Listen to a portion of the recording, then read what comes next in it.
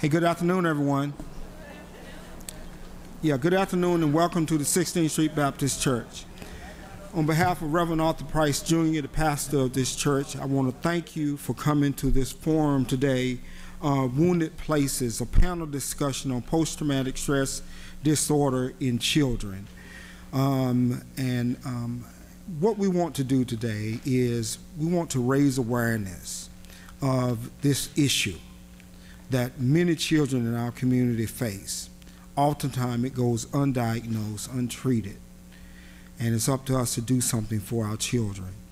I was reminded this morning when I woke up and I was thinking about PTSD, and I was reminded of Boys in the Hood. That was this movie, Boys in the Hood, John Singleton, Boys in the Hood. I don't know if y'all remember that.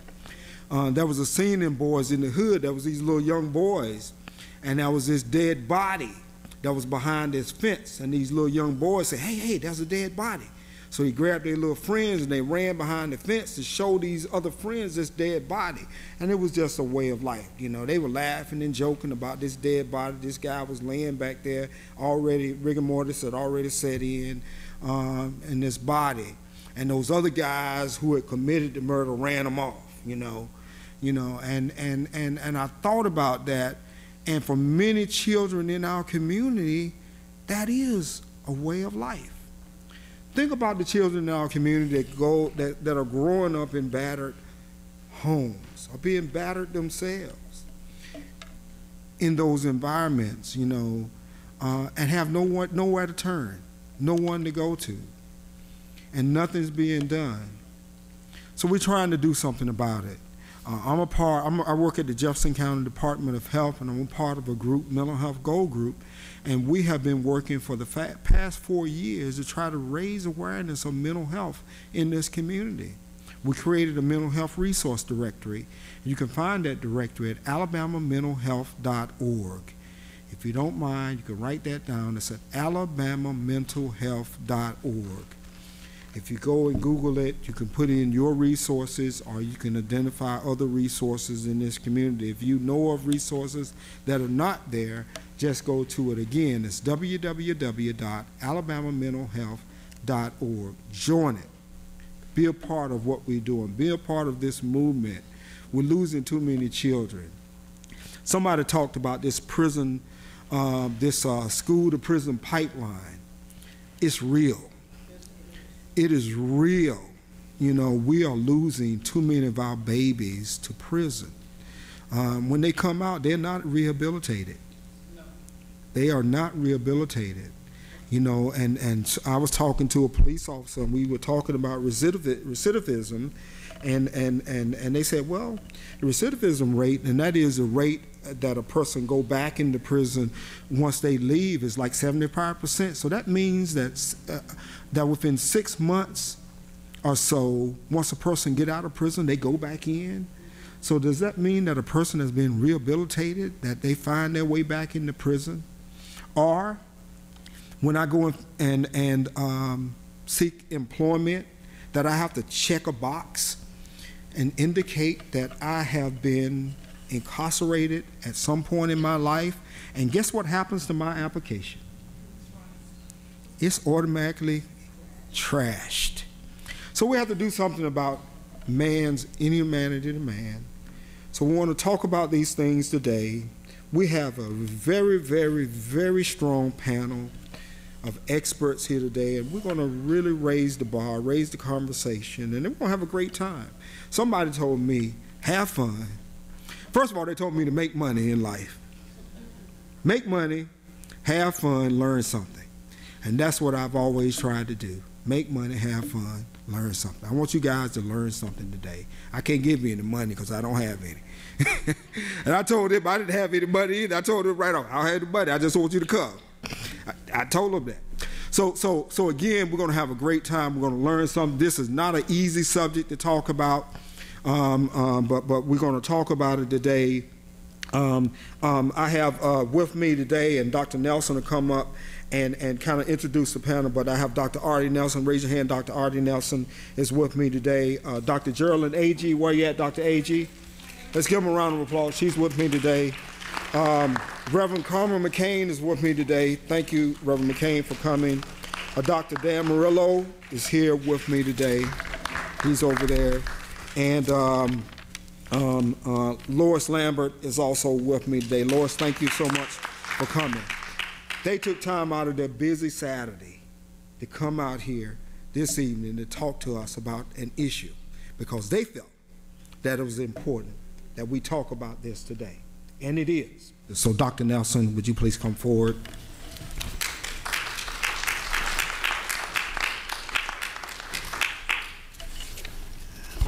Thank you. Good afternoon. How's everybody doing? Doing good. So we're competing against the football games, I guess. Yeah.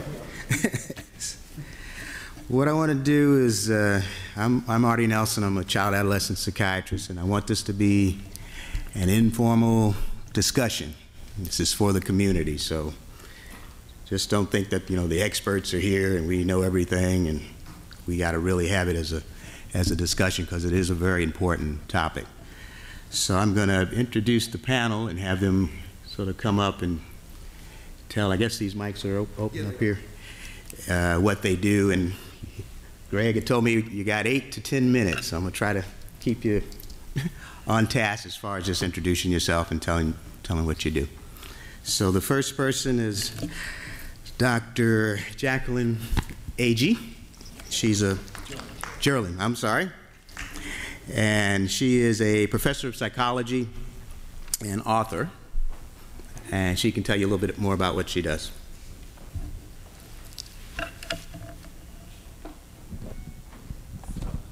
Is it okay if I stand? Sure. Because I don't know about me in the skirt in this chair. So it's such a pleasure to be here. Like Dr. Nelson said, thank you, Dr. Nelson, for having me be a part of the panel, and thank you, George, for inviting me. He called me Jacqueline, which is great. I'm used to that. My sister's name is actually Jacqueline, so I go by Jacqueline. And so I just want to talk a little bit about why this is really relevant for me by introducing my background. So I'm an adjunct faculty member in psychology at UAB, taught at Miles College. I was for 8 or 9 years at UC Berkeley, and there I worked with some of the world's brightest people on some of their darkest days. I worked in the counseling center as well as the Center for Workforce Development, and I taught in the psychology program there. I have a doctorate in psychology, so I have a clinical psychology background. And for 4 years, while I was at JCCO, I was the coordinator of 2 substance abuse programs and 1 prevention program that was one of the best in the States. One of my staff members is here right now, LaVey Law. And, but a lot of those things that I've done academically, I was telling other panelists that when I came from my doctoral program, my research was on stress and coping of African-American physicians in a level 1 trauma center in California. Dr. Nelson was talking about King Drew. My husband was a resident in, it was at UCSF Fresno, and they brought everybody from south of Bakersfield, north to Barstow, that had been shot or anything like that to this emergency room. So in 1 year, in a 3-year family practice program, they were supposed to deliver 4 or 5, 4 boys and 4 girls in order to graduate, and they were delivering something like that every 2 or 3 months. I mean, the volume was insane, but I was really interested in looking at how they dealt with the situations that they were faced with experiencing that trauma. And what we do know is that many counselors, do we have any counselors that are here or people that work in this area or work in this field? By show of hands, anybody that works with young people or people that are right? And so we do know that we can have vicarious trauma, that we can experience these things by hearing about them and by living with them and helping people to try to resolve these problems. And so my research was about how did these physicians deal with the trauma that they saw and vicariously experienced every day. But what makes me the most qualified above all of those things to be a part of this panel is because for many of the things that were mentioned in the video, I experienced myself. I grew up in Dayton, Ohio. And I grew up on the west side of Dayton, and that would be the equivalent probably to a smaller version of maybe like a Cabrini Green in Chicago.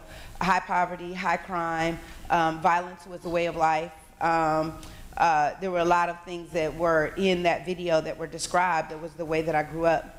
And when I was at UC Berkeley, our chair at the time was Dr. Stephen Henshaw, who does a lot of stuff with NSF, National Institute of Health. At one point, he was the director looking at ADHD and all these kind of things. But he's also interested in stigmas associated with categorizing people as having mental illnesses. And so I was part of a book that he wrote, and that book is called Breaking the Silence. And in each one of the chapters of the book was a mental health professional who talked about someone in their lives or in their family, you know, not somebody they heard about, not somebody they served, or not somebody that they got to know over time, but somebody that they grew up with or was part of their family who had suffered from a mental illness. And in that book, I wrote about my own mother. And the title of the chapter that I wrote in that book is called Weeping Mother. And when I was working at Cal State University, Fresno, in the counseling center, we had a woman that came in to, because she was depressed and she had a newborn, and she was you know, obviously suffering from the, what is it called when you have a newborn and you're depressed? Postpartum depression. Postpartum. I'm thinking post-traumatic because we're standing here, but postpartum depression. But she had a Hispanic background, and they called it weeping mother. There's a term for that. And so I had to talk to her from that perspective. And she talked a lot about, you know, just her depression and dealing with her young son. And she was depressed to the point where I had to get my advisor involved. We had to develop a plan for her to stabilize herself and to protect the child. And we did that within a matter of hours. Got her support and assistance, got her husband on the phone, got her sisters, came up with an emergency plan. And I recognized in that minute in grad school that my mother never had an emergency plan. She never had an assessment team. She never had you know, a critical incident team to help her to deal with some of the trauma that she faced on a daily basis. And so in that essay, Weeping Mother, I talked about growing up and just thinking of violence as normal, thinking of people hollering down the street, calling each other out of their names as normal, thinking of gunshots as normal. Even though we lived in a neighborhood, my first place that I grew up was called Parkside, and it was a housing project, which they don't call them that anymore. But when we grew up in Parkside, my mother moved us to a home, and it was supposed to be a better life. But where we lived in Madden Hills was anchored by the projects to the north, which was called Hilltop, and then the projects to the west, which was called DeSoto Bass. And so we were almost like kind of sitting ducks for a lot of things that were going on. So we hadn't really escaped it. We were just one block over, but totally immersed in that culture. And so I'm really interested in hearing the other panelists and your feedback about the film and the things that we know to be true. And Greg mentioned at the beginning about the movie Boys in the Hood. And I remember a scene where they said either they don't show, don't know, or don't care about the boys in the hood. So I'm so glad that the faithful are here, because we do really care about those people in our communities and these other communities who are affected by trauma. So thank you. Thank you. Our next panelist is Reverend CARMEN McCain. He's a senior pastor at House of Praise Church and founder of Mothers Against Violence.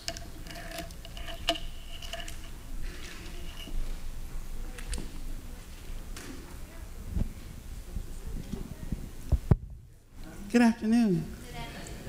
It's a pleasure to be here today. Can you hear me back there? It is indeed a pleasure to be here today. I feel that I'm amongst some of the greatest. We had an opportunity here to really talk.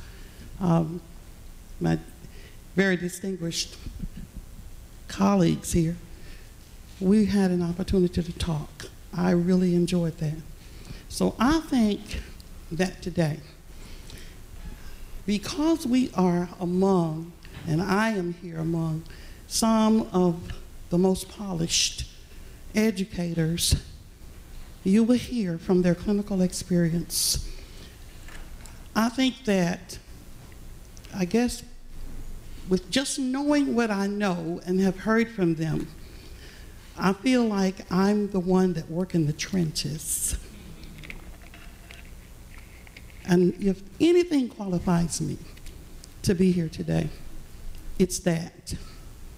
Working in the trenches alongside of people that are being put in body bags, seeing the parents that have to walk down the aisles of the churches behind the caskets, the children that are left traumatized, sitting in schools where we frequent all the time, can't learn because they're hungry, can't learn because they have to go back to home where they have no lights, there's no gas, they're cold, they're traumatized. There used to be a time we didn't hear of post-traumatic stress in children.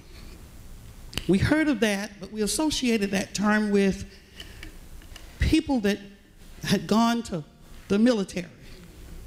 First and foremost, we thought of them coming back, and we coined a phrase called shell-shocked.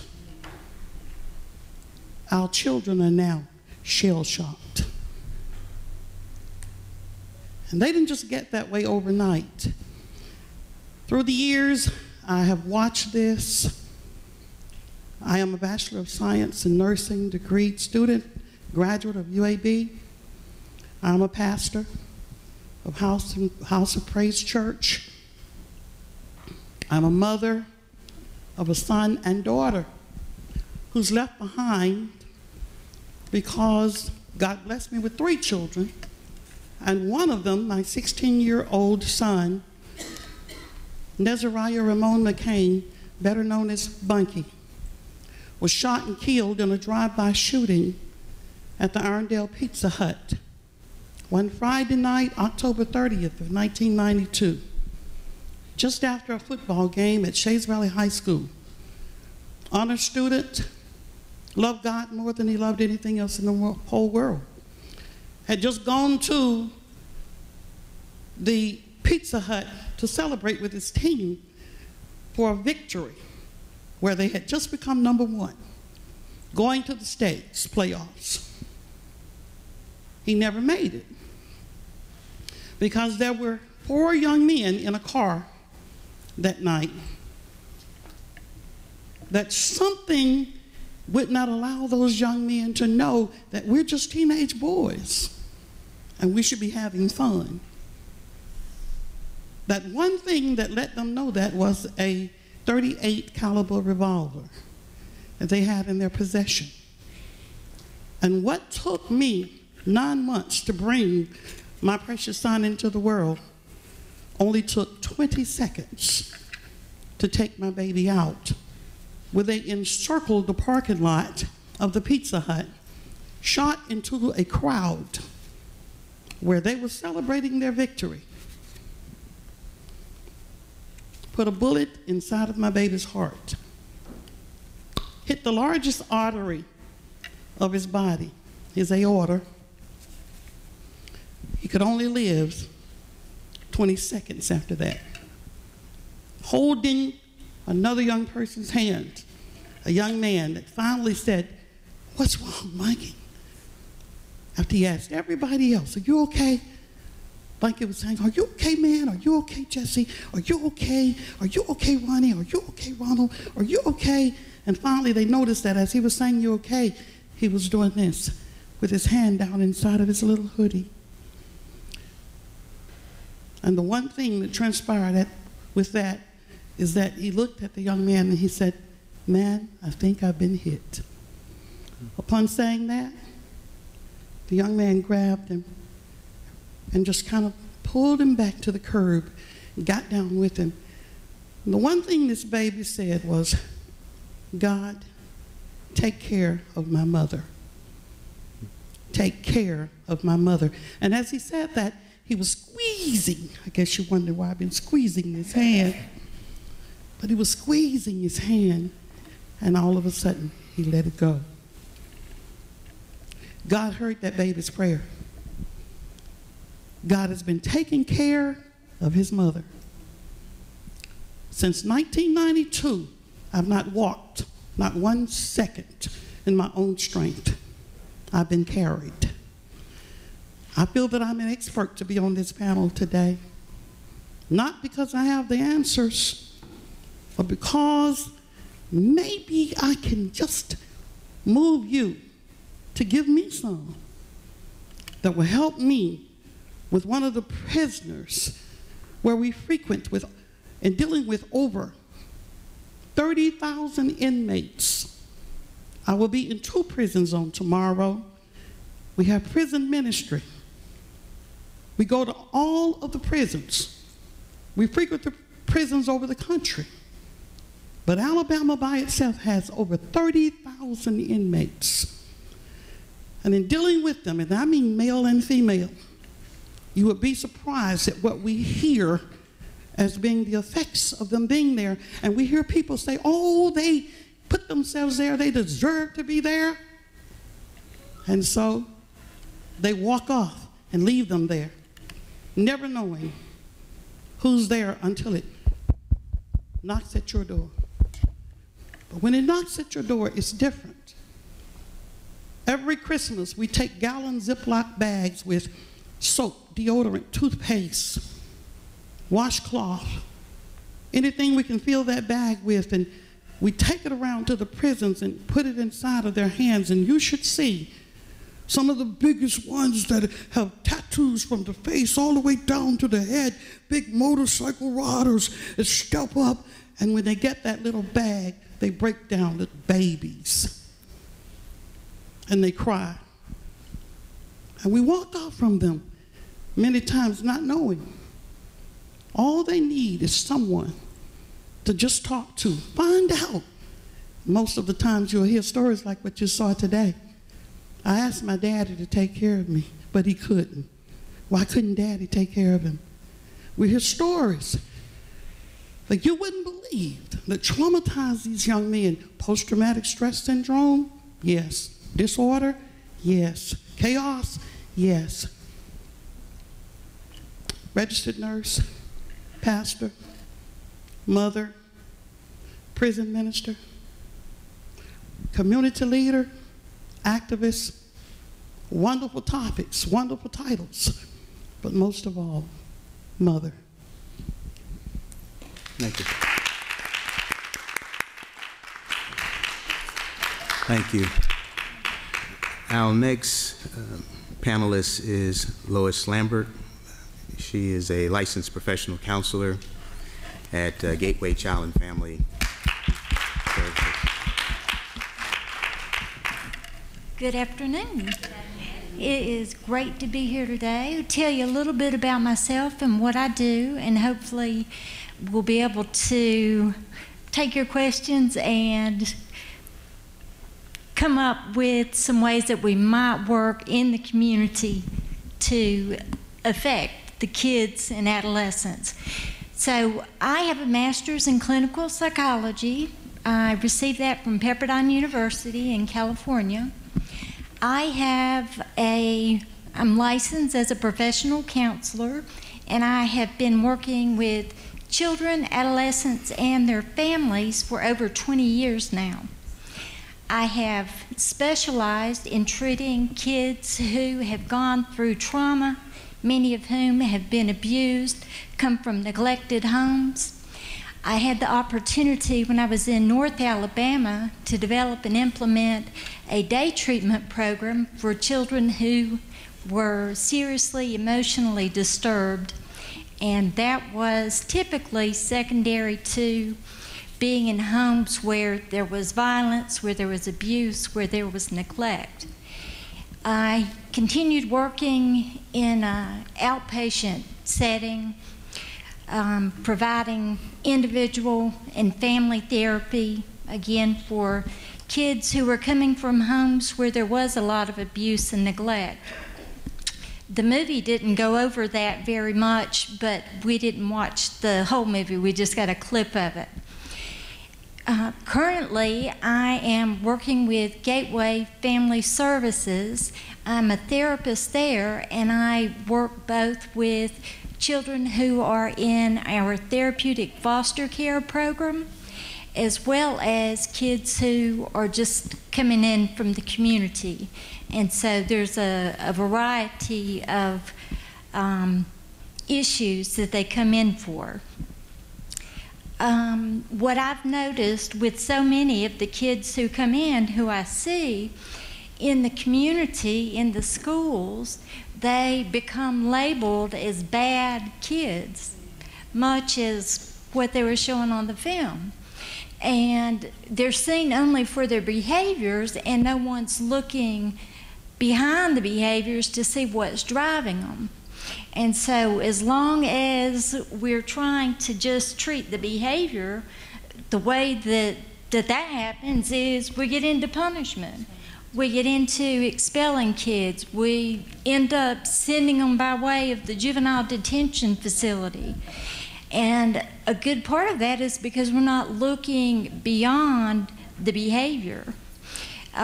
With a lot of the kids who I work with, have them come in, and so many have anger issues, and whenever we start talking about things and looking at them, what's going on is pretty much the hyperarousal, the hypervigilance, what they've been exposed to.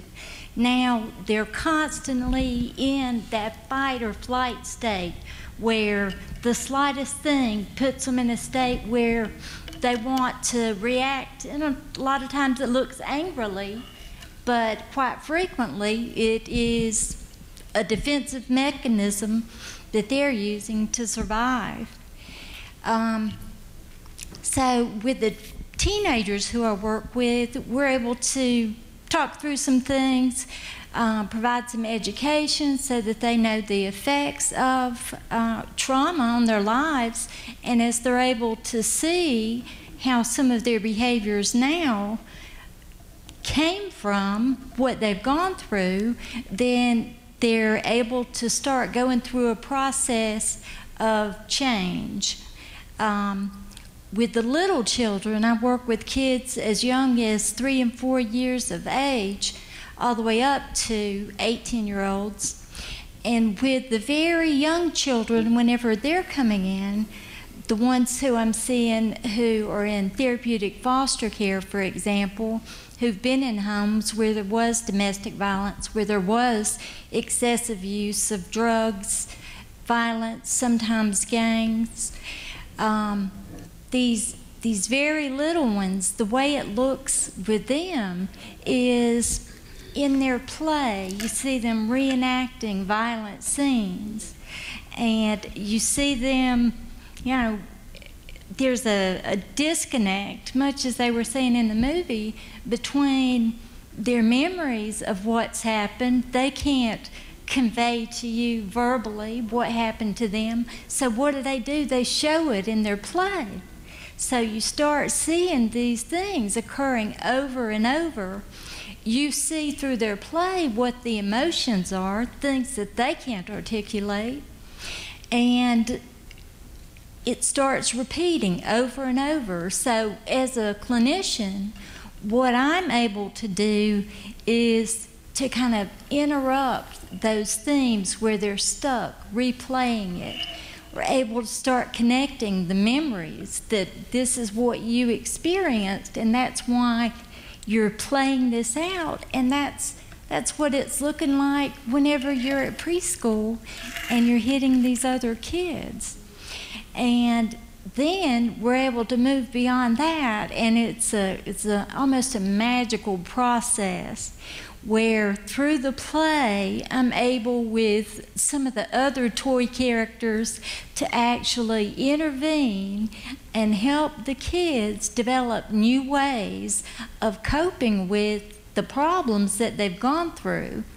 And we have adventures, as we call them. So during that process, they're learning what is normal, that what they thought was normal, the life of violence, etc., that's not the way it is, that We don't have to have our play characters fighting all the time. We can go on adventures and go have fun.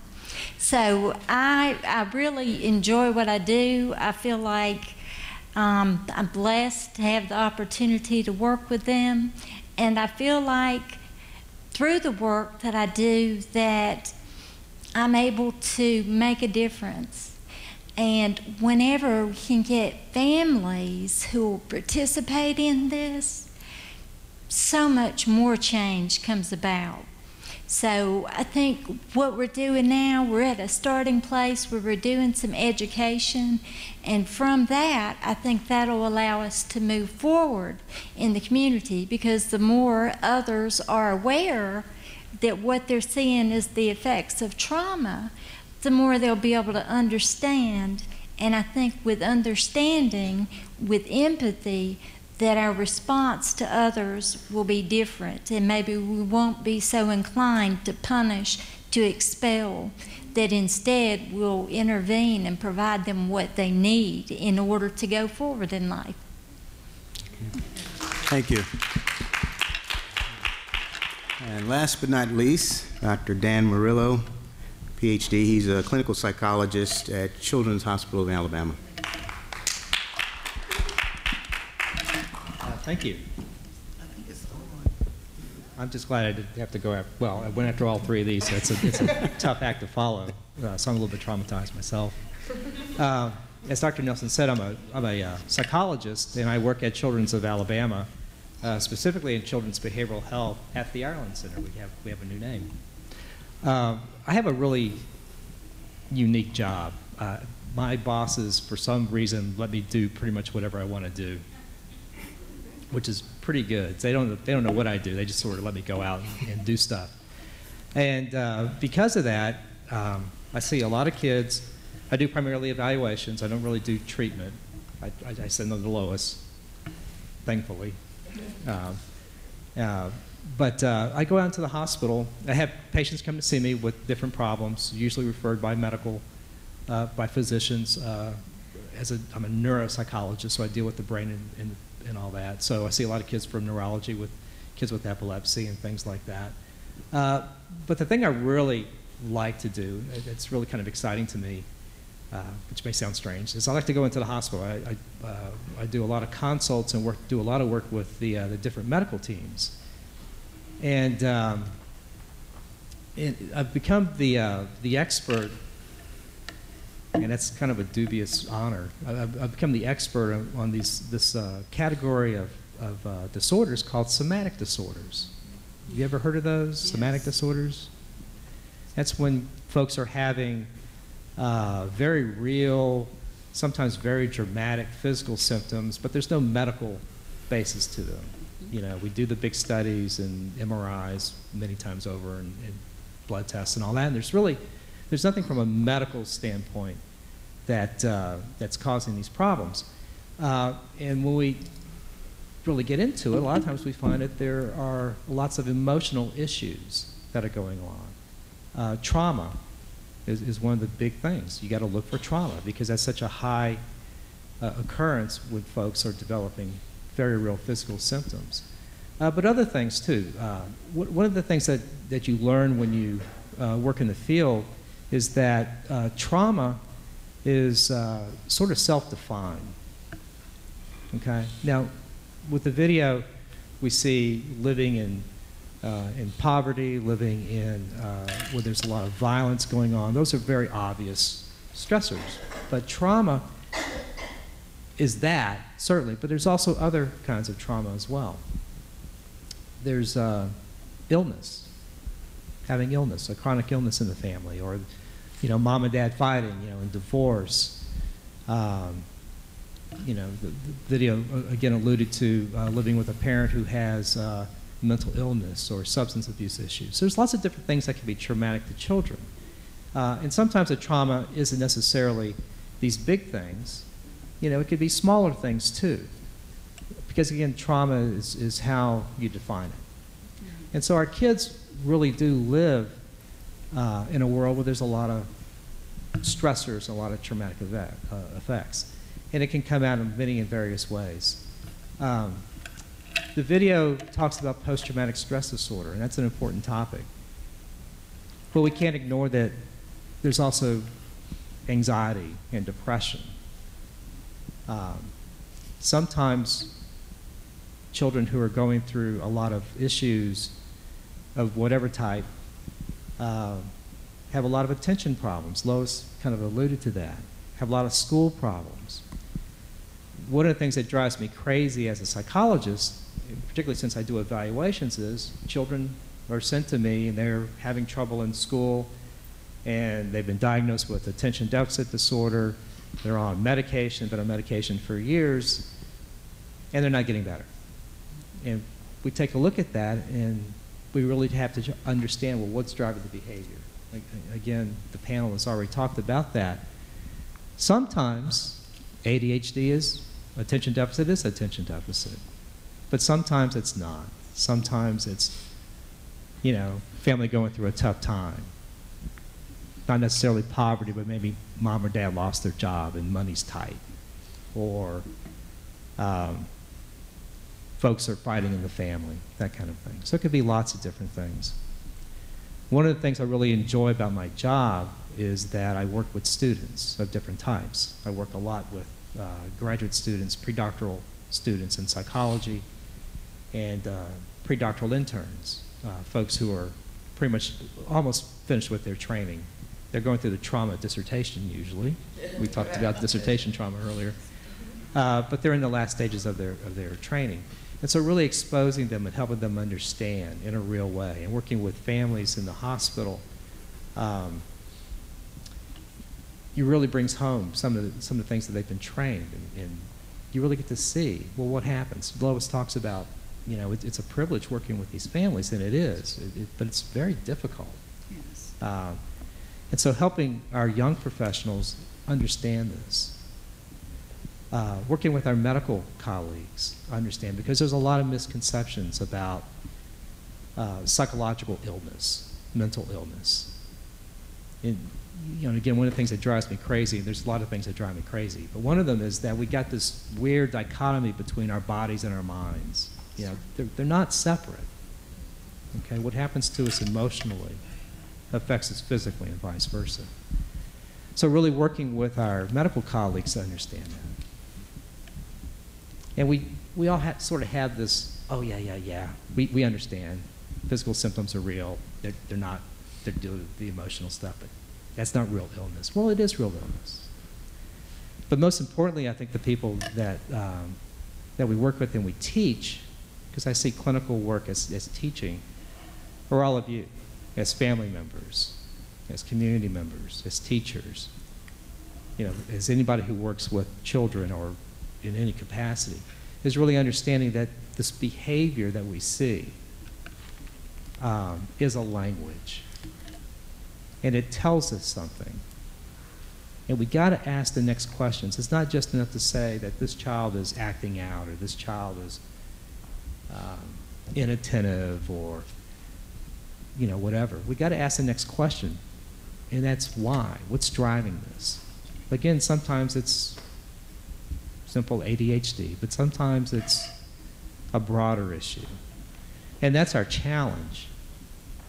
And I want to throw this out too, but then I'll sit down, because I've been dying to do this to some group, and you guys might test case. Okay.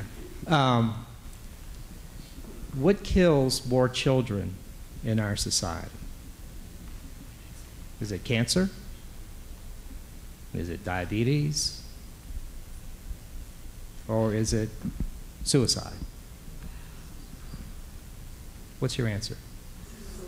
Suicide. Number 3 killer of kids, 12 to 24. You know what number 2 is? Homicide. Homicide is in the top 10 of killers of kids going down to infancy. Okay, so think about that. The number 1 killer, by the way, is accidents. Accidents. So the top 3 categories, the top 3 issues or reasons why our children die is not cancer, or any other medical issue.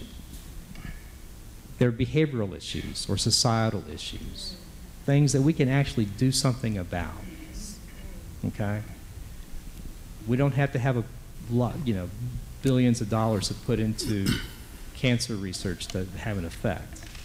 There's things that we can do just as individuals to make that better. Okay, so thank you. Thank you. So that is our panel, and we want to kick this off as a community discussion. Since I'm the moderator, I can kind of go where I want to go. And we did hand out some cards you can put questions on, so if you're somewhat shy, like Ms. Bird-Giles there, you jump right up to the mic. But before she starts, I want to throw out a question myself and give you just a brief. I'm not going to get into, because again, I want this to be something that we can talk about, and not in the psychological jargon, but just really down to earth to talk about some of this, because I think everybody's an expert on this. Important part of the film was asking, the importance of asking children what happened to them as opposed to what is wrong with them. So I wanted to throw that out to the panel of how do you go about that, and how do you get that out of kids that you see, prisoners, whoever, that are going through trauma. So I'm going to throw that out, and you don't have to, any order. We can go from there. I'd love to address that. I think one of the most critical things in understanding where young people are, understanding their own experience, is really reacting to them and respecting them as an expert on their own experiences, as opposed to us telling them what they should know, what they should feel, what normal should be for them. We have to first understand them from where they are, what's important to them, what matters to them, and what has the biggest impact on them. So I think that that's the most important thing, to understand them from where they are. Thank you.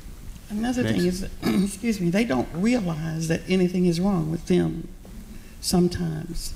And at other times when they do realize that something is wrong, they don't know what.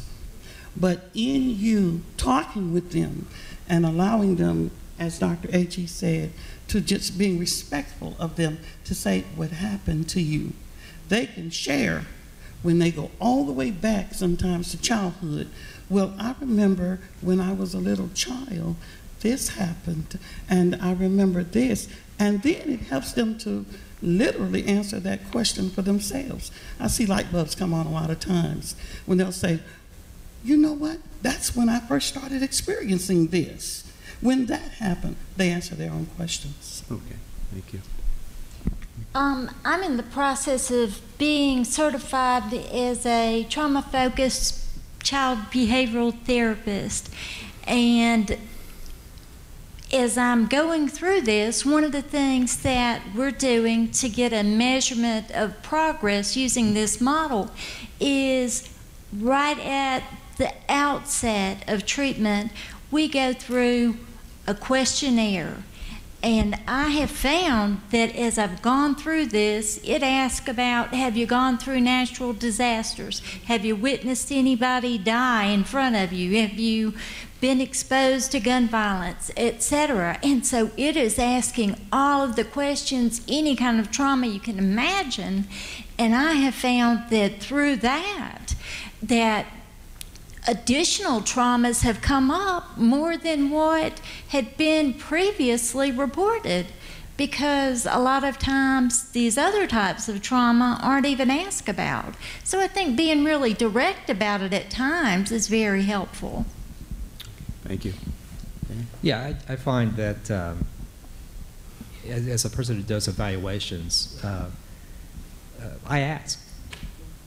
Just like Lois is saying, and all the rest, you got to ask the question. And I think part of the message to families is that it's okay to ask, and it's okay to bring these things up. One of the things that happens with trauma in particular is that nobody wants to talk about it. And so children get a message that we shouldn't talk about this. That's right. We have to keep this quiet.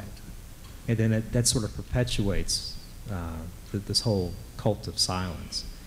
And so I'm always tickled when I do consults and I go back to the medical team and they say, oh, we didn't get anything.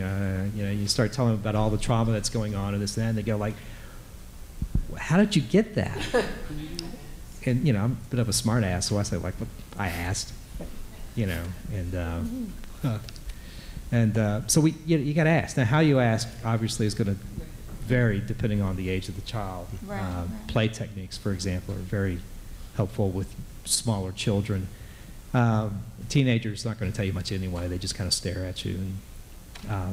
But again, looking at behavior, to me, that's a big clue. Can I say something in reference to asking? My husband is a team physician. He used to work with NFL Europe, and we were in Europe one year. I want to say we were in Germany, and I would go with him every year, and the league knew of my background, but they didn't necessarily use me for anything. I just happened to be there.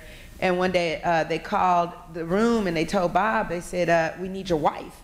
And I thought, oh, I got to babysit somebody, okay. They said, yeah, kind of. And they got us in a car with this humongous bodyguard, and they took us from where we were in Germany to Amsterdam, where a player, one of the NFL players, had been exhibiting all of these symptoms, and they couldn't figure it out.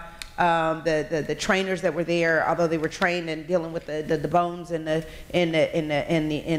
joints, they weren't trained in mental health, and so they, or whatever this was, they didn't know at the time.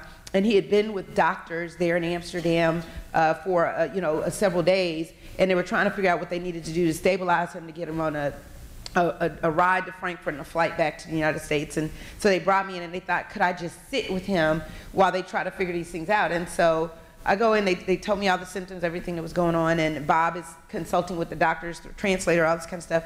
So I walk over to the guy, and I go, hey, I don't know what's going on, but the last time that this happened to you, where were you and what did they do? He was like, okay, well, my anxiety medication is back in the United States. I was like, oh, okay. So I came out to Bob, he's off his meds.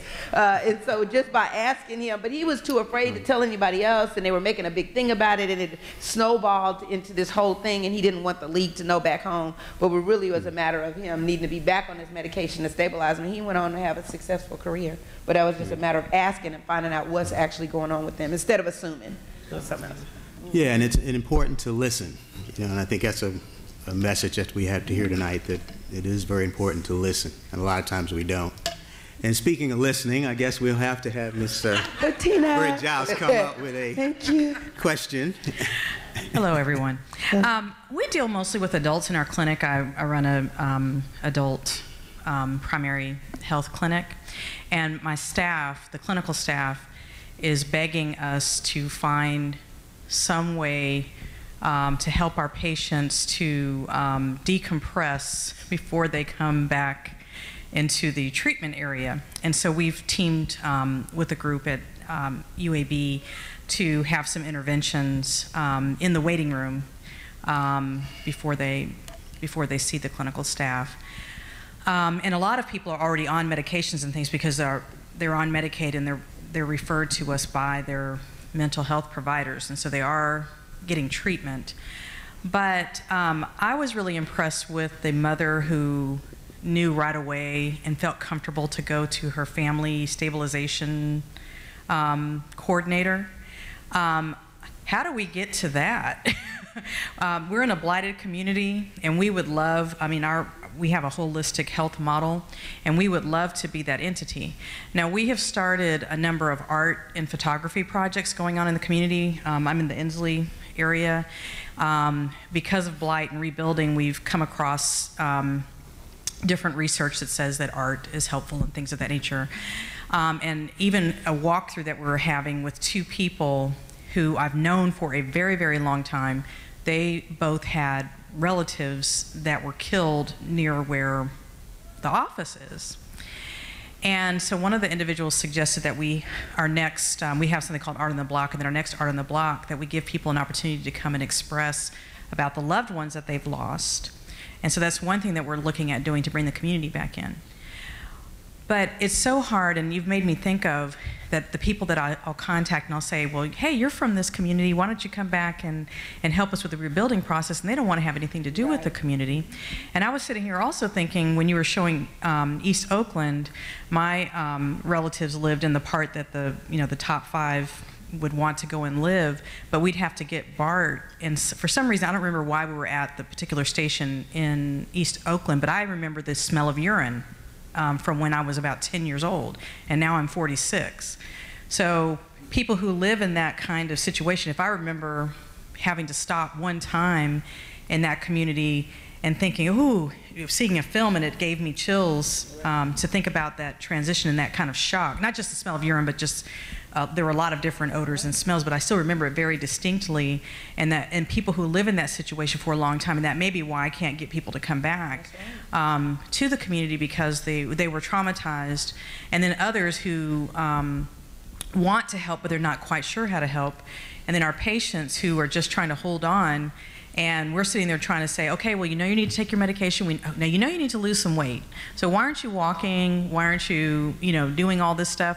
But it's hard to expect people to do certain things when they're going back into the situation that you described as, it's not post-traumatic, it's current, and they bring their children sometimes into the clinic. So we're trying to find, I'm telling people they want to partner with us, then I can't just treat the patient, because I usually roll with 3 or 4 people coming in, because they're trying to take, they got one car, everybody's trying to take everybody to their appointments and things.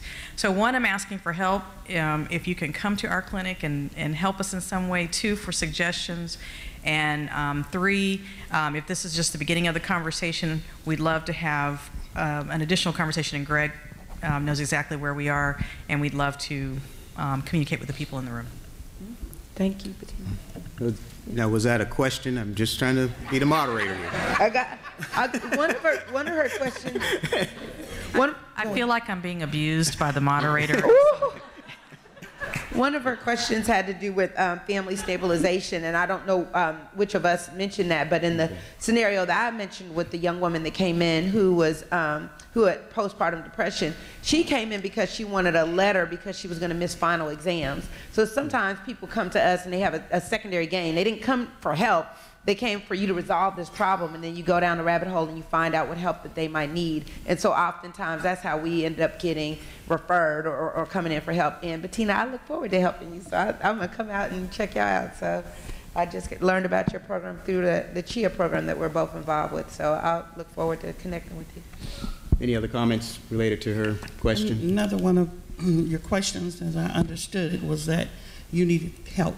You were asking for help, for volunteers to sort of to calm down, to decompress was your word, the patients before they came back to the treatment area. Prayer works. Okay. Anyone else want to comment on that? The art is great. Carry on with that. Expand on it in all the ways that you can, and you might want to try to incorporate some music too. That's real helpful.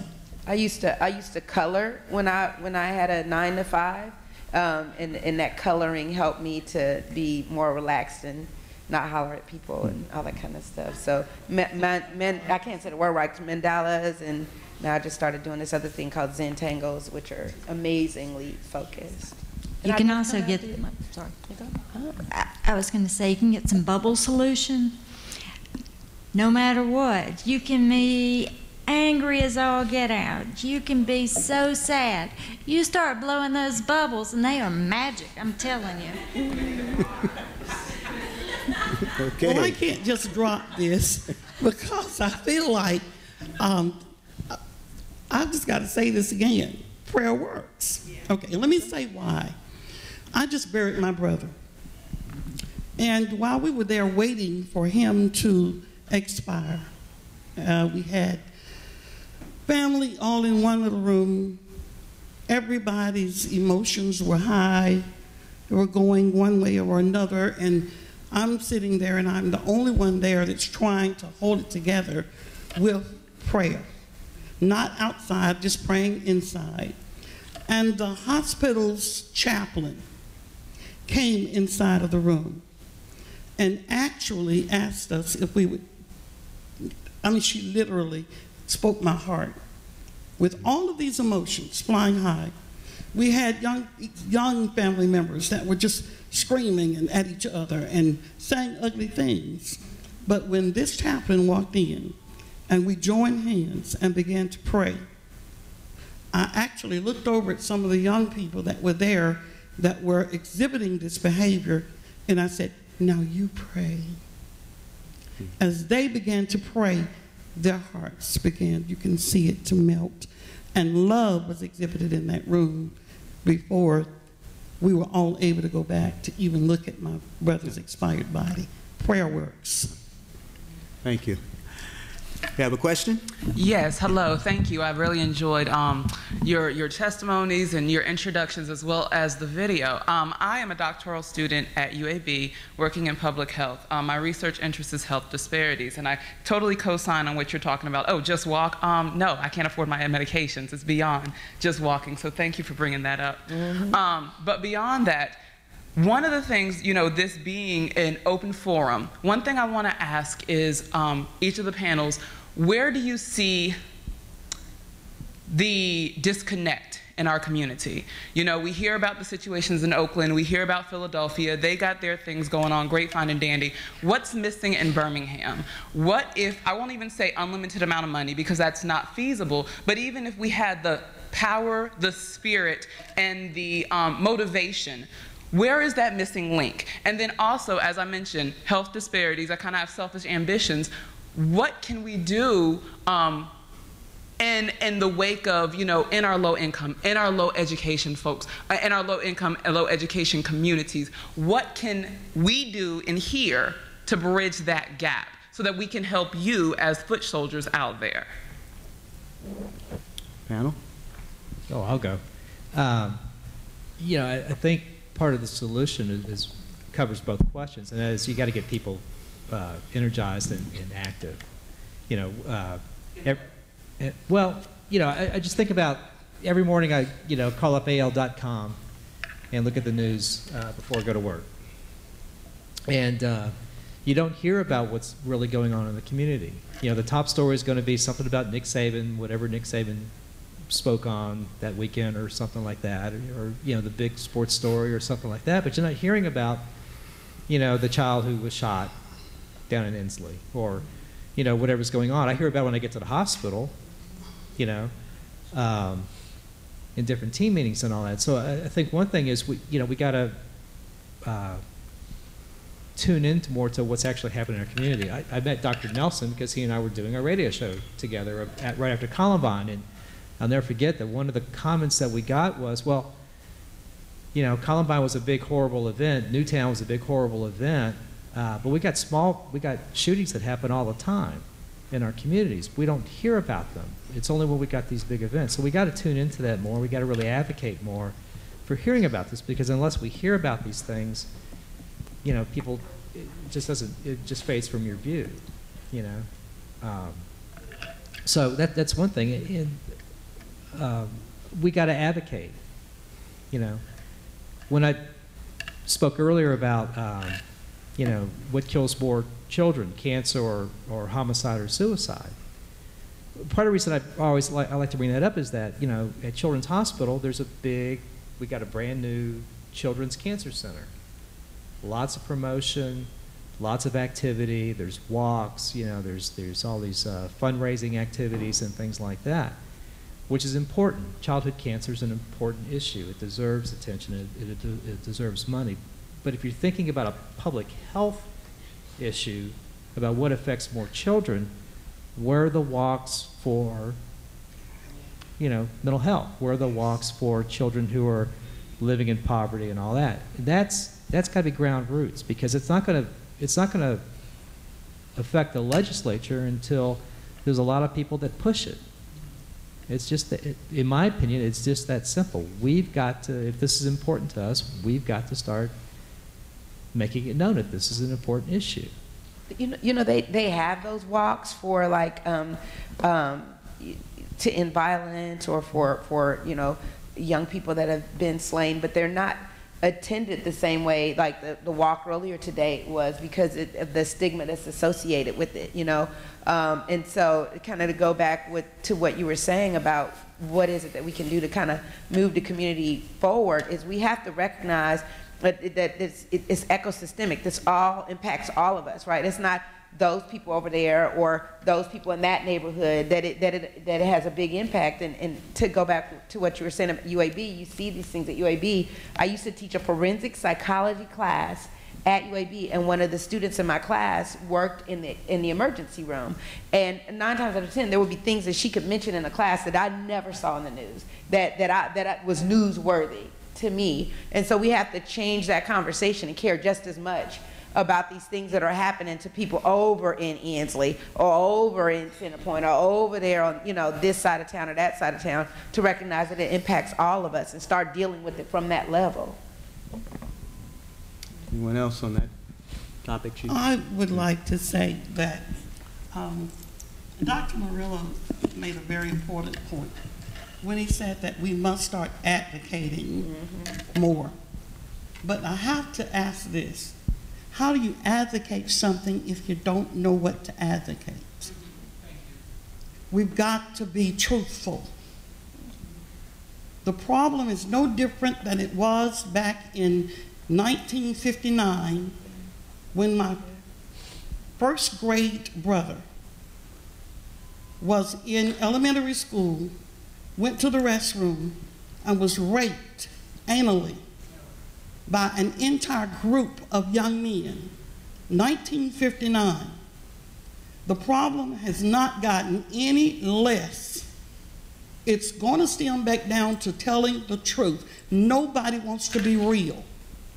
Nobody wants to deal with the truth of an issue. My brother was raped. They spanked the young man on the hand. My family didn't want to talk about it because it was going to scar our family's reputation. They wanted it hush-hush.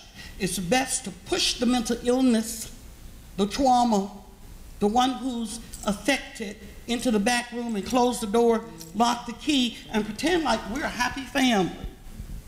That there's nothing going on with us. That is diabolical. We need to be able to tell the truth. And if others see us telling the truth and coming out of the closet saying, look, because I mean, we've heard all of the rhetorical speeches. Everywhere you go, we've had these forums, these panels. I've been on more than I even care to think about. And it's always putting a Band-Aid on a cancer. Sooner or later, that cancer erupts. When it erupts, everybody knows that you had the cancer. And you need to just tell the truth from the beginning. My family was hush-hush, the school was hush-hush. 1959, it's got no different today. Everybody's still living in their little sealed houses, not realizing that mine is glass, yours is glass.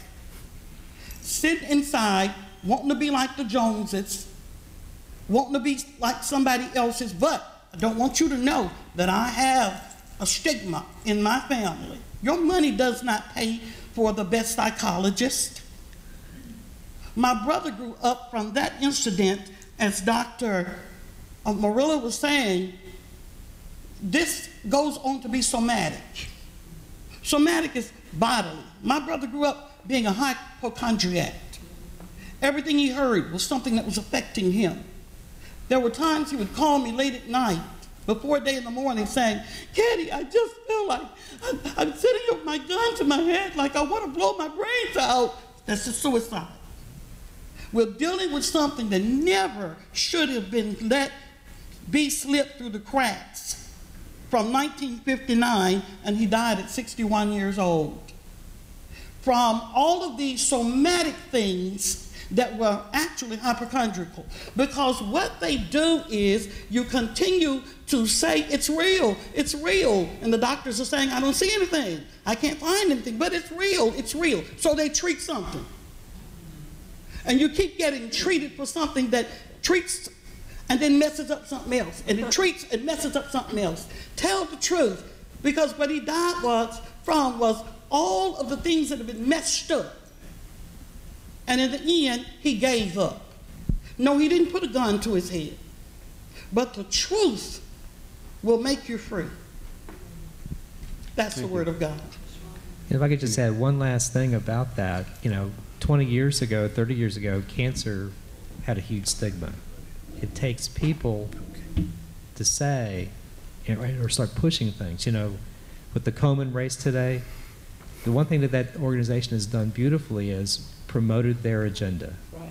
And again, it's within my lifetime, cancer was a hush-hush thing. If you had a family member with cancer, you didn't talk about it. So there's some similarities. Obviously, there's some big differences too, but there are some similarities. So we got to be active. We got to be talking about these things and getting them out in the open.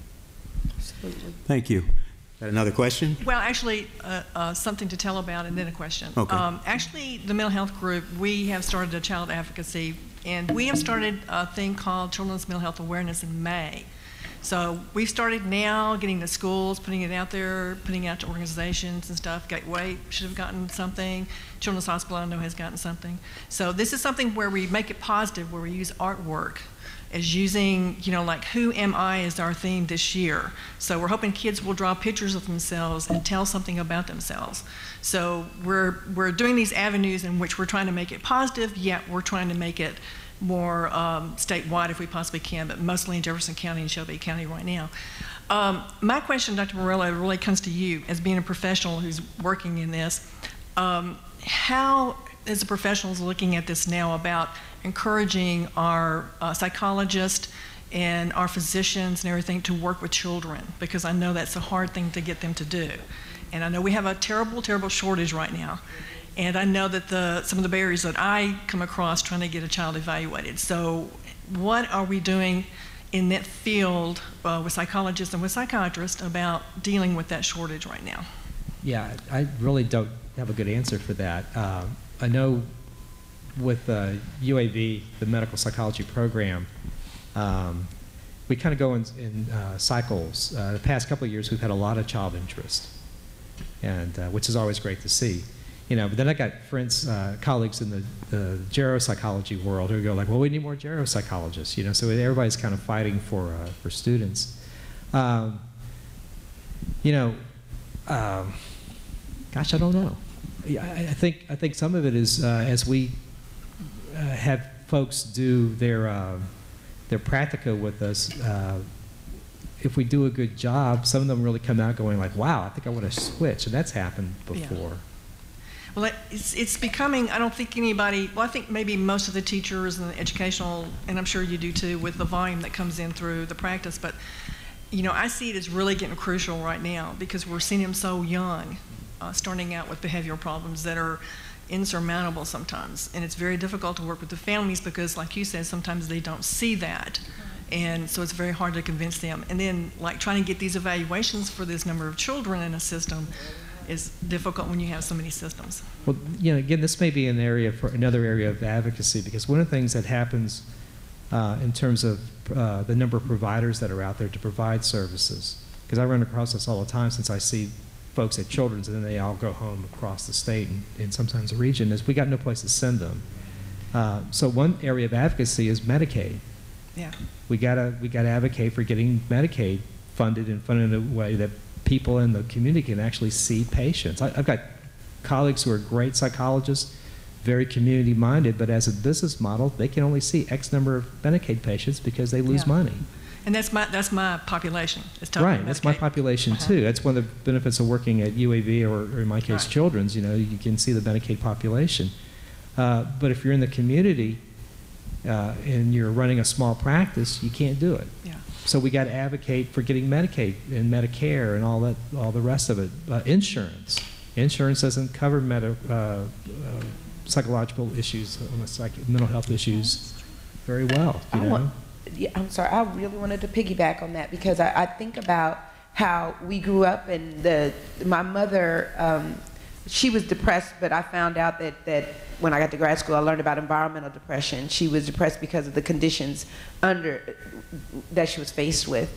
And I recognized that who gets help, especially among young people, are those that are poor and mandated, right? Like, you know, those that are in a therapeutic foster home because they've been removed or something has happened, or those who are rich and motivated, those who have the money and have the means and the resources to be able to call and get some help. And there's this wide gap in between, which is where my mother fell, where we fell. You know, she could have had a little bit of help, but the stigma, set the stigma aside even of getting help, there's not any way in shape or form would she have been able to budget being able to get that support and our help for our families, and getting to experience and see amazing psychologists. I have a lot of friends, obviously in this area, and I would definitely say Dr. Nelson is one of the best, seeing what can happen and the transformation that can take place.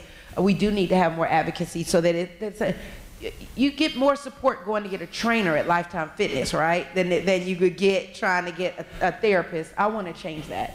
I want people to be able to avail themselves of these services and start to feel better. And if you see individuals feel better, you'll see families feel better. When families are better, then our communities are better. And some of these things will start to move and shift, and we'll start to see things improve in a real way. I want to comment, because I'm the moderator. Our time is getting shorter, but I would be remiss as an African-American male to not bring up a topic that's always the elephant in the room. My dad was a jazz musician, so I know about improvisation. Everything's sort of not just organized. So what I want to bring up is certainly with the Michael Brown incident in Ferguson, and I know that touched a lot of people because the media sort of throws that kind of stuff on CNN over and over and over again.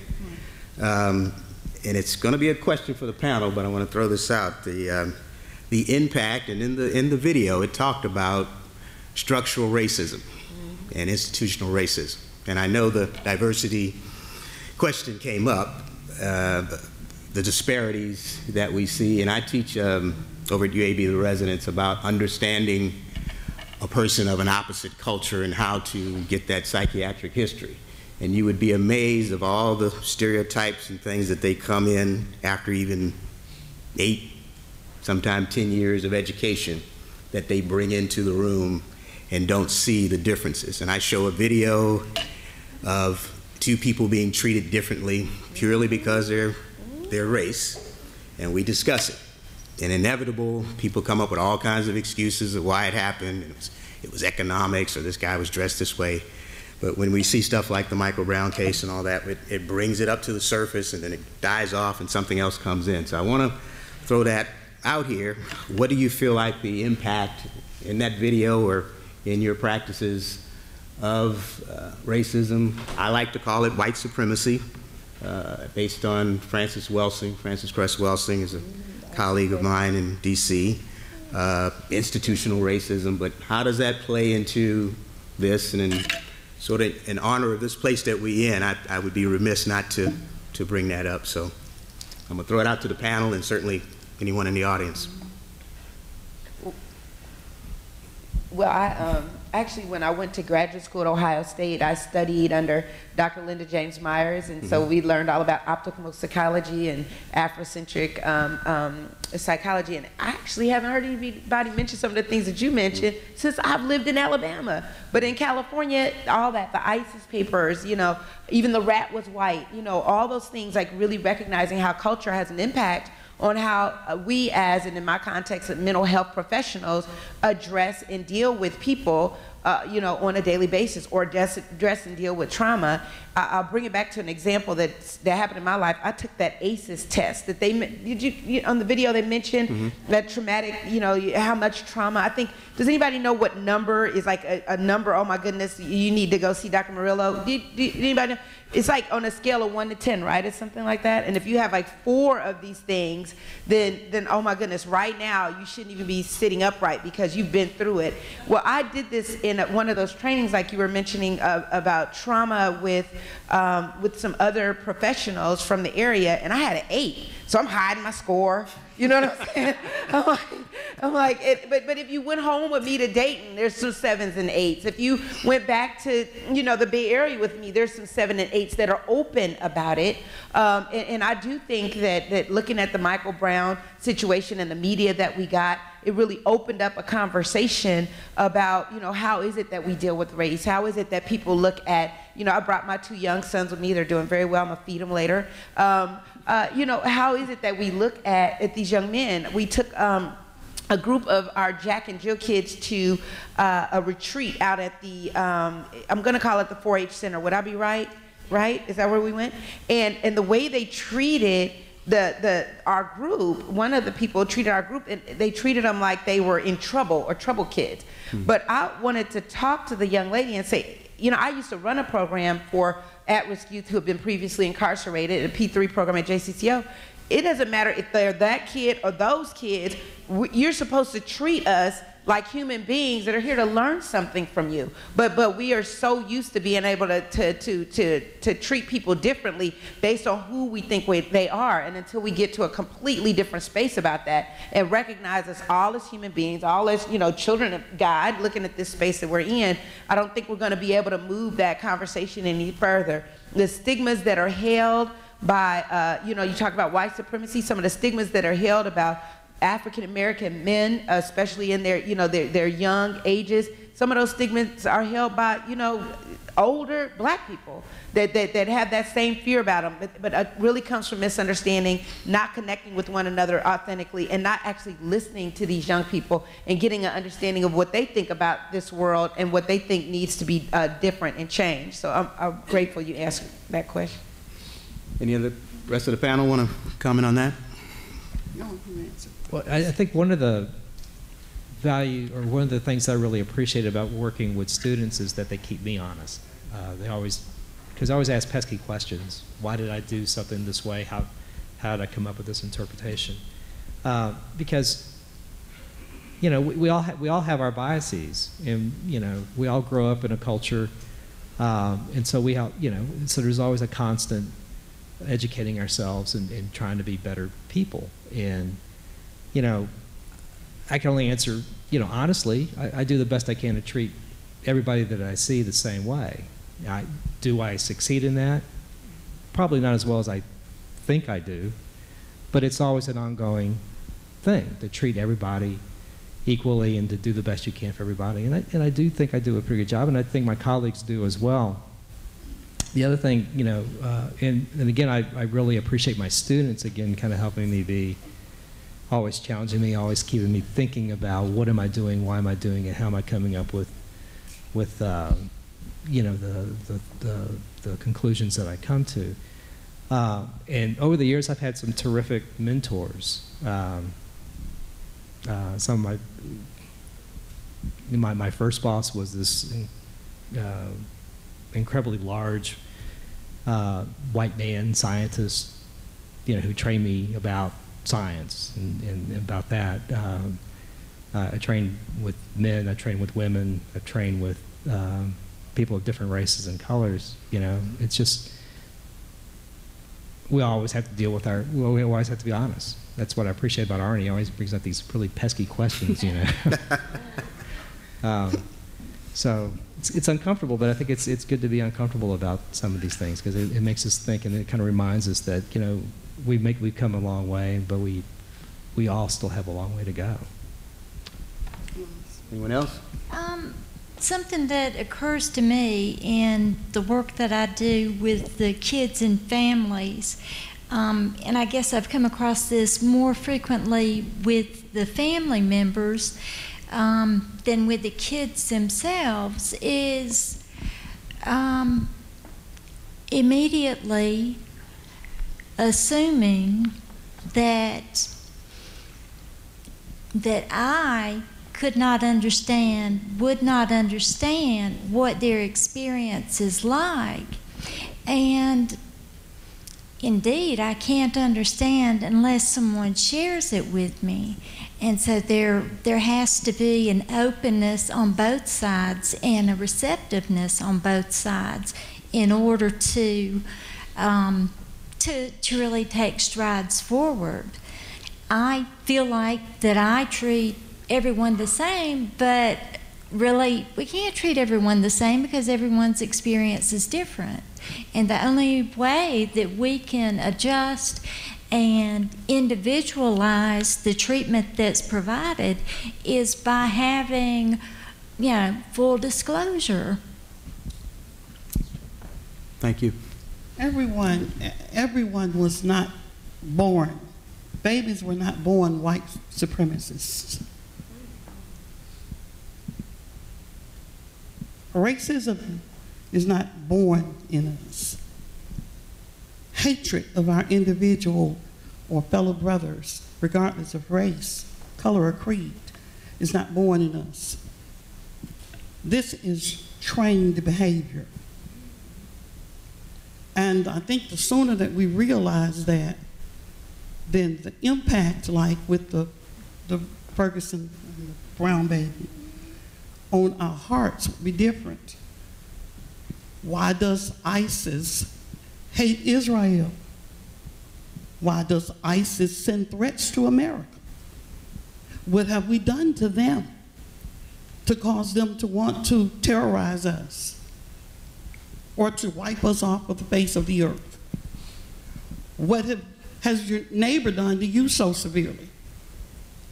We need to go back once again to the root cause of all of this, because it's too easy to point your finger at the black man or the white man and think that you can come up with a conclusion as to how to settle white supremacist issue, black power issue, or any other kind of issue that has to do with this.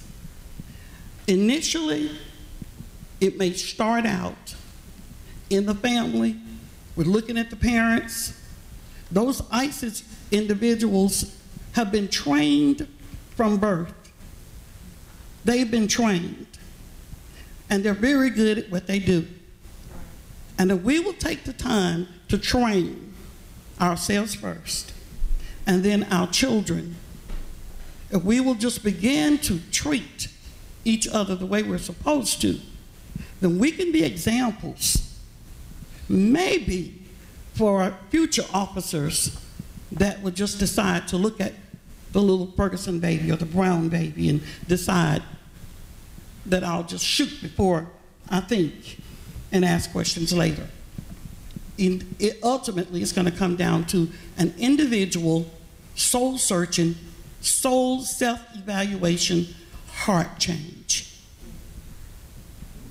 And I think that that's what we've been talking about all day today. In regards to advocacy and all the rest, we got to understand some of these root causes, and sure, biases and prejudices and all that. Is that part of the mix? Probably so, but we got to rise above that. And because when I'm at Children's, I mean, you see, and Lois can tell you too, in terms of therapy and all that. The best way to treat post-traumatic stress disorder is to keep it from happening in the first place. Once a child or individual is on a path, it's very hard to change that path. So we got to be advocates. We got to get in early. We have a standing question and a question on the card. All right, thank you. I am Hope Bell. I brought my 11-year-old daughter with me today. She asked the police officer at her school this week, it's part of the GREAT program, she asked him, how was sororities and fraternities different than gangs? Because she knows that hazing occurs in these sororities and fraternities. Her father's an Omega, and she recently received a Future Delta band. And it's like, how are we perpetuating this trauma, and what can we do about post-traumatic stress, and how can we advocate? Because our children are watching, and they want to do the things that we've done as educated professionals by being a part of these organizations, but I don't want my daughter to be abused to be a part of an organization. Mm-hmm. So how would you comment toward trauma and being exposed to that kind of trauma? as a member of a sorority that, you know, pledged in college, and when we had our interview session, they asked me all my questions about my GPA and all this kind of stuff, and I told them that I wasn't going to participate in hazing, you know, that wasn't the way that I thought that I was going to become a Delta, but I did participate in what's now known as hazing. But at the time, we didn't call it what it is, you know what I'm saying? So we did these things, we slept together, we dressed alike, we ate ate off each other's plates, we called each other big sisters, you know, all these kinds of things that some of this stuff now, we call it pledging. We call it pledging. But I just think that as the human race, can be really sometimes pretty nasty to each other. We really need to get to a place where there's more of a culture of civility. You know, I was bullied on a bus because my hair was short, because I was poor, because I wore the same dirty clothes every day or whatever. But now these days, I could report that, and the principal can get in trouble if he doesn't address that. I had to endure a hostile situation every time I got on the bus, every day. We didn't skip a day. Every single day I got teased on the bus. And so, you know, what I'm hoping is that, you know, by the time your daughter goes to college, that there'll be positive young women at the school that she attends. And if she chooses to be in a sorority, you know, or not, but if she chooses to be in a sorority, that those women have been exposed to really positive examples of women who are trying to bring other women up, because that's what a sorority is intended to be. And going back to, we talked about prevention just a minute ago, but the Center for Disease Control has a concept called veto violence. And in that veto violence, they have resources that your daughter might enjoy looking at, some of the videos and all that kind of stuff. And they use a public health model, going back to the public health student that stood up. And it really looks at, in order to have less violence, we want less people to be infected with violence. You know what I mean? Like, if you wanted less people to have a cold, you're gonna wash your hands, you're gonna not come to work if you're sick. In the same way with violence, we want less, you know, 12-year-olds and less 11-year-olds and less 10-year-olds to be exposed to violence, so that they don't bring it on the bus and bring it to school and bring it to college when it's time to be a part of a sorority. So thank you for bringing her, and thank you for that question. Anyone else? Yeah, you know, one of the things that happened at Alabama last year with the sororities, I thought that was a really important event, because it took, you know, one person to get up and say, hey, that's not right. And then it really kicked things off. Mm-hmm. You know, and then there's the news story about the superintendent, I forgot what state, up north somewhere, who, because of some hazing in the football locker room, canceled the whole football season. You know, so it takes, you know, one person to say, that's not right, and to take a stand. I mean, could you imagine somebody in Alabama canceling a football season because of hazing? Oh my God, I mean, it'd be like a huge uproar. But just, you know, again, it's all about advocacy and standing up for what we need to do. It sounds like your baby has already, where you, mother? It sounds like your baby, and hello baby, already has the makings of great high self-esteem. That's good. Recently, my daughter was engaged to a young man. She told him right off the bat, she said, you see this ring that you just put on my finger? She said, I have had rings all across my fingers, and they were not artificial. She said they were real. So this ring doesn't mean anything to me. If I see something before the wedding date in you, or if God reveals something to me, this is my daughter, she's 30 years old, 30, whatever, 33 years old. and she said, and those rings, my mother, she said, you see that lady? She made sure that every year, Christmas, birthdays, I got real rings on my fingers. So she said, don't think that I'm moved by the ring, because I don't mind giving it back. She did that. Just before, I wish she had done it before all that money was spent for a wedding, but she didn't. I mean, right within what, 2 weeks of a wedding? She called him in and she shined his ring up very pretty and she gave it back to him. She then, after sending all those invitations out, she had to now send notices out that said, I now have recused myself. Recused myself. Well, some of them came in and read as the notice was on the computer, and they said, oh, Angel has rescued herself. Well, from his proposal. Now, you know the word recused and rescued sound alike. So, I had to tell them, no, darling, that word, look again, it is not rescued. The only person that can rescue you from anything is God. But you have the power to recuse yourself, to disqualify yourself, to say, this is not for me. And that, baby, is what my daughter did.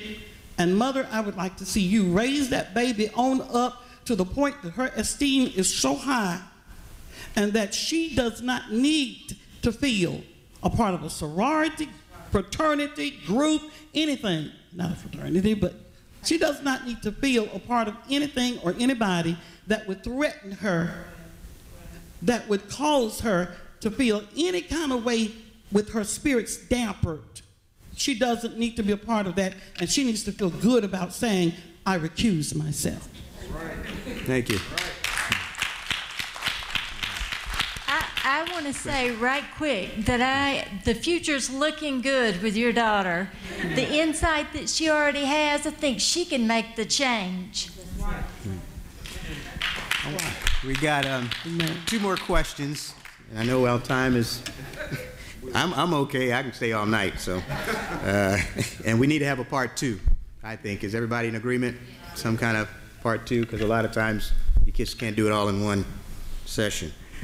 First question, and we may have answered some parts of this, is how do you get a person to talk to you when they are showing signs of PTSD, especially when they are not wanting to communicate? And I think y'all answered a little bit of that, but anyone want to? Well, yeah. So what I find is in those situations where I'm starting to see, it depends on the age, you know, so that's one factor you have to look at. But when you're able to see the symptoms, you know what they are, then you are going to reflect what you're seeing in the person and ask them to kind of identify with what you're mirroring, right? So you are taking on what it is you're seeing in them and reflecting it back and getting their impression, and during that process they become able to see themselves a bit. Something that I think we have to work on whenever you're looking at that is the stigma that's associated with it. The idea that this means I'm weak is something that becomes a barrier for many people to get the kind of treatment that they need. So education is important, and getting them to see something that works really great is metaphors, stories about others who've gone through it that they'll be able to relate to. Stories with a positive outcome makes all the difference. So that's just. Thank you. When I worked with the next year after the incident happened with the anxiety, the NFL had me to come in and do screenings for depression and anxiety. So before anybody got on a plane, if Bob could prescribe something for them or get them some help, that's what we did. And so I did this assessment for depression. We had to modify it for the players because the depression screening that we have for college, you know, or one of the screenings had something like, do you like to hit things? Do you hit things when you get mad? You know, do you express yourself through hitting? And it was like, okay, well, that's part of their job. That's how they're going to make millions. We had to modify the questionnaire. And so a lot of the men that came to see me, I was a part of the rotation for the physicals, the same way the eye exam was, and the Bob did the doctor thing, and then the podiatrist, everybody was there. A lot of people were a little nervous when they got to me. They didn't want to be flagged or anything like that. Well, I had a gentleman that scored high on the depression scale, so I brought him back, and he was like, oh, there's nothing wrong with me, there's nothing wrong with me.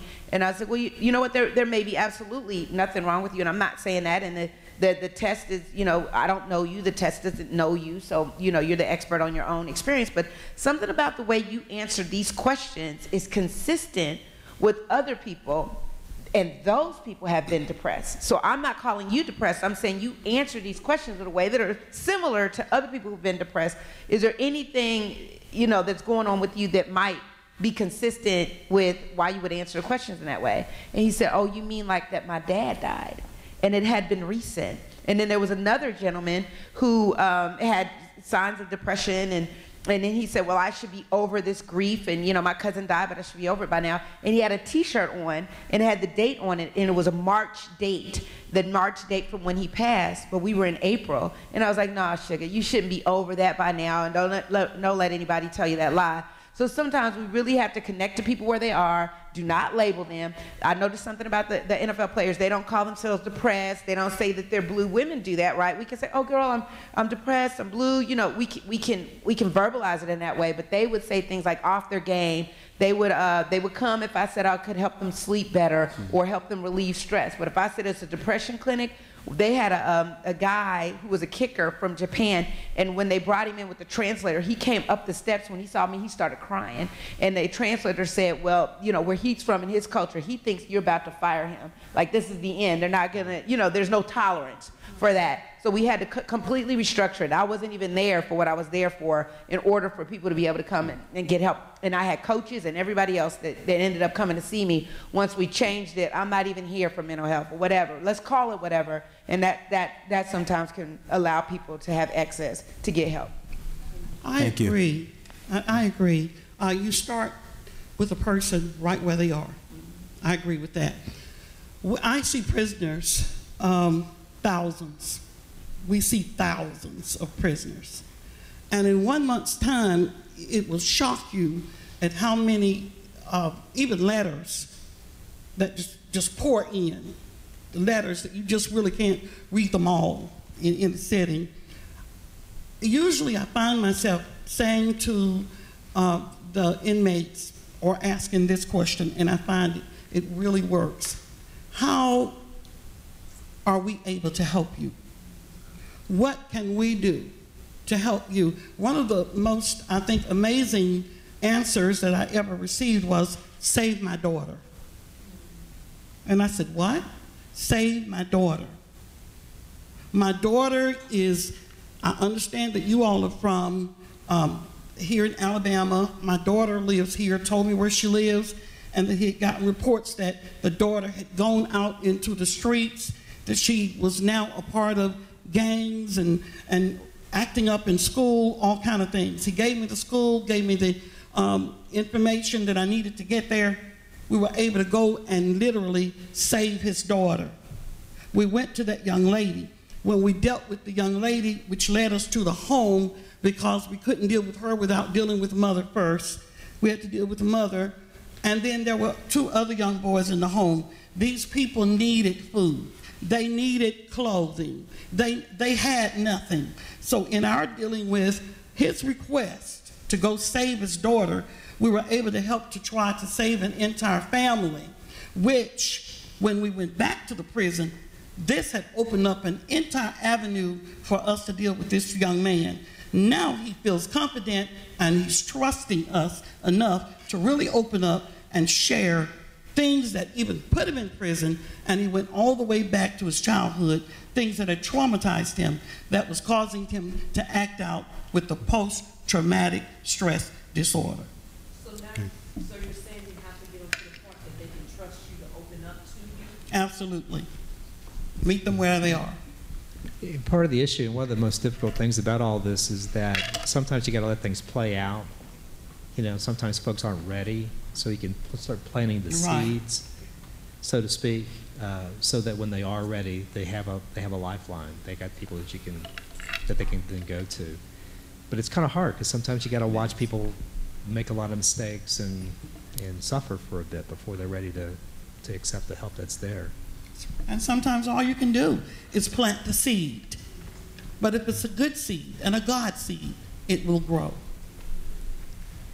Thank you. We have to cut it or conclude for today, but I do want to have a part 2. I want to, and since I'm the moderator, I'm going to throw something in here. Don't drag me off, please. In reference to Reverend McCain, I don't know if you're familiar with a study, and I present this at Gateway and a couple other places where I present. They did a study, I think it was in Boston, of people having bypass surgery for their heart. And what this doctor got them to do was he had a group pray for them. But the interesting part about it wasn't their family, and it wasn't in Boston. It was in California. They didn't know the name of the person. They knew that these people were having surgery on this day, and they were going to pray for them. That's right. After the surgery, the folks, and then there was a group that wasn't prayed for. So I have to throw that part of the study in too. So there was a group that, maybe the family prayed, but not a group that specifically were praying for that group. So there was a group that was not prayed for, and there was a group that was prayed for. And they were in California, so this is Boston. Right. At the end of the surgery, the group that was prayed for from the group in California had less infection, they recovered faster, all the things we look at as physicians to see if somebody's getting better. The group that wasn't prayed for, it was more complications, and some of them had to go back and have, other things done to them. So just to let you know, there's this other part, the spiritual part, that we tend to not talk about. And I had a question for that, but we ran out of time. But if we have a part two, I think that's very important to talk about. There's a lot of studies going on about that, and it was just and he was a cardiologist that did this study, and you can look it up online. But very, very interesting. And so I wanted to conclude on that, and I think that we need to give our panel a round of applause, and I'm gonna stress a part two. Mr. Townsend. Our moderator. Again, I want to thank everyone. I want to thank you for your time. I want to thank the panel, each one of the panelists, Dr. Nelson, for your time. Moderator. Yes, thank you. Raising of America, these series of documentaries are going to air next year nationally. One of them is going to be the Wounded Places documentary. You guys were the first to see it in the nation. That was just a draft. That was an uncut version of a product that's not even completed yet. So you were the test product. California Newsreel allowed me to air it today because of a relationship that I had with them in 2007. Wow. And so that was just a blessing. It was just grace. And prayer does work. Yes. Prayer does change things. So there are 4 other episodes. The first one, Are We Crazy About Our Kids? It's a cost-benefit equation, and it's about poverty, and that's going to air. DNA is Our Destiny. How do we get outside? How do outside gets under our skin? Once upon a time, when our kids used to get outside, that's the other one. And the last one is Wounded Places. There's a little sheet back there that kind of gives you kind of an outline of each one of those. There's also another sheet back there that says 6 ways to raise PTSD awareness. Make sure you pick that up, because we need to continue to raise these conversations. I want to have a follow-up. Absolutely. There's not enough people in this room. That's right. We sent out emails to over 1,500 people. We blew up Facebook. We had 2 major press releases, but we can't compete with football in Alabama. That's right. It's hard to compete with football in Alabama. Sad. And it shouldn't be that way. No. When it comes to our children. So we're not giving up. Thank you for your time. Go home, be safe, and look forward to the next event. And again, thank you so much. So this concludes our discussion. Have a great evening. Thank you.